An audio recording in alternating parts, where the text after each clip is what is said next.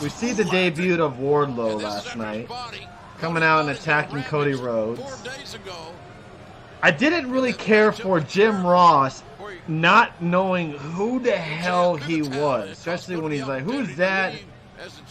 All I know is his name is Wardlow. I didn't think they really played that off very well. Shivani and Excalibur did a good job, but Jim Ross had no clue who this guy was. What did you think of the promo back and forth between Jericho and MJF? What did you think of Wardlow? And did this kind of clarify that MJF and Wardlow are part of the inner circle? What did you think? I mean, that's a good question too. I thought the promo was funny and it was good. It was entertaining.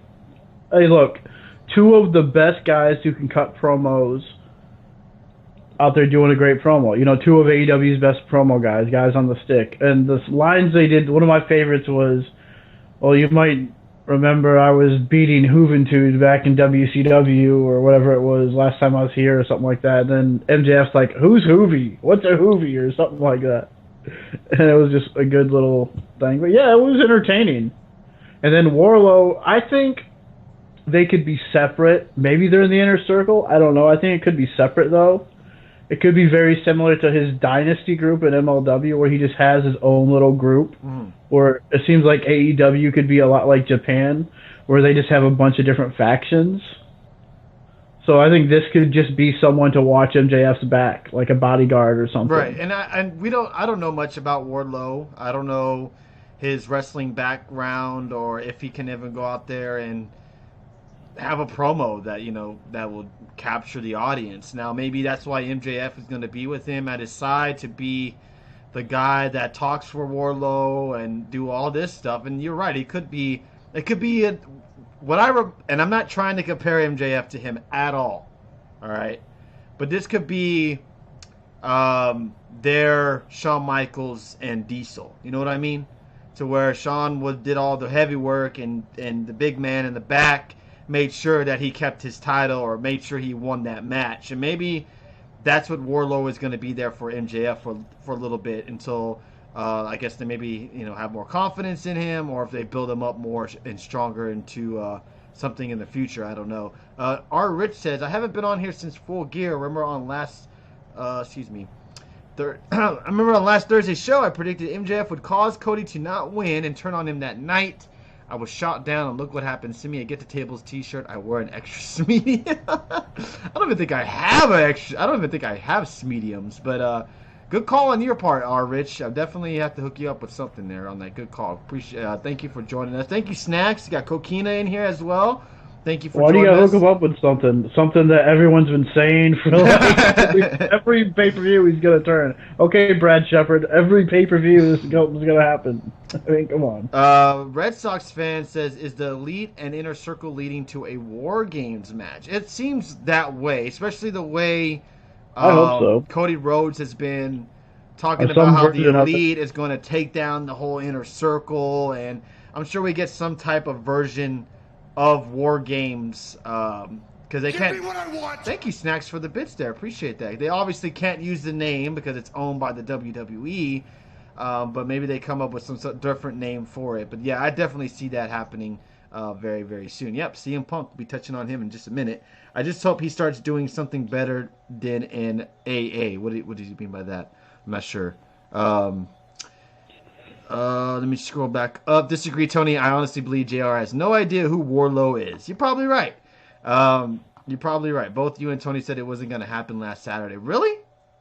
If we did... Well, just because we said it wouldn't happen doesn't mean that everyone else in the world hasn't been saying MJF's going to turn.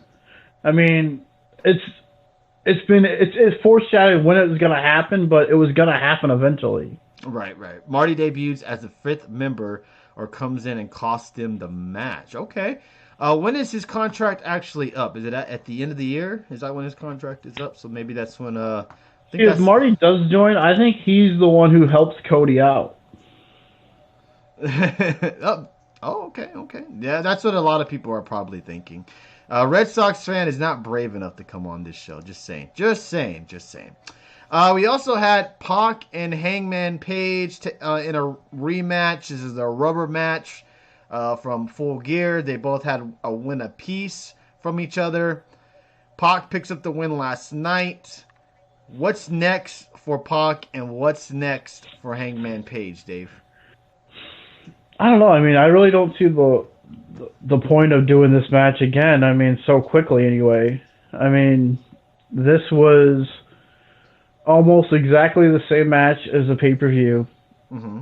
I saw a lot of people but this tweeting time that around, as well. Pac won the match because they're playing up how he just basically knocked him out with those kicks to the head, and Pac did his little move. I think that's what he was supposed to do a week ago when the referee counted. He was supposed to go for his black arrow and then hit the freaking version of the Rings of Saturn, and that's what he was supposed to do, not do for the pin. So that's why I got all weird last week. But I digress. Yeah, I thought it was a good match, but it was just a lot of the same stuff they did like 4 days ago or 3 days ago, whatever it was.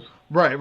I saw a lot of people kind of saying the same thing, that it was basically the same match we got on Sunday night, but this with a different outcome. What do you think is next for Pac? Do you think he'll be next in line for a title shot? They haven't really built any other feuds or hinted at other feuds with Pac other than Hangman, of course. He had his little deal with Moxley, but it didn't really end up going anywhere, where he kind of, betrayed him in the tag match. What do you think is next for Pac? Do you think he's going to be building up to a title shot, or do you think he's just going to be kind of in the background for a little bit until this whole Jericho and Inner Circle and the Elite stuff ends? That would be nice to see him do something more because he's so talented. And I don't understand the point of doing this whole having Pac lose and just have him get a win back a few days later. I didn't get that at all, but it's confusing. Okay. Man, no one likes me on this Twitch chat, I think. He's 5-1, and he won the series against Page. Yeah, you would have to assume, but do you think the AEW will be different in the aspect of not always having heel versus face, but they'll have heel versus heel? Do you think they'll do that? I don't know if that'd work. I mean, it's possible, but it'd be strange to see, I think. But anything's possible. They could do that, I guess. They want to do heel versus heel, but I don't know. I mean, I'm intrigued to see how they do the rank. And then I know this is still the AW show. But I seen something online or listened to a podcast that in January, one of the Bucks were saying that they're going to refresh everything. Yes, their standings. It's going to start from zero. So it really, these wins right now basically mean nothing. I wouldn't go that far. I think if they're just going to reset in January, what's the point? Unless they're going to try to start something like, okay, from January to December, who's ever leading gets a shot in December's pay-per-view, or if they even have one in pay-per-view. I don't know.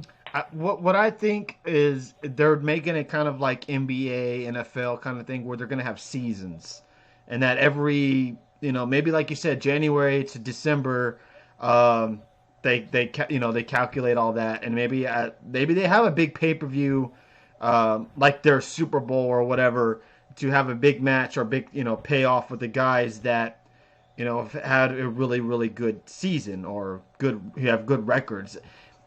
I wasn't a big fan of it until I saw more people talking about it and kind of explaining to, it could be this, and they're refreshing everything, because you don't want to always have. It would be kind of weird to see Moxley 25 and 15. You kind of have to have it, refresh every year. It just kind of seems kind of off guard because it's happening so soon. It started in October, and in January they're going to refresh the standings. So I guess it is what it is. They just got to kind of roll with the punches there. I think they're building Scorpio Sky as the next contender, which is very true, Steven. We'll get into that in just a few minutes.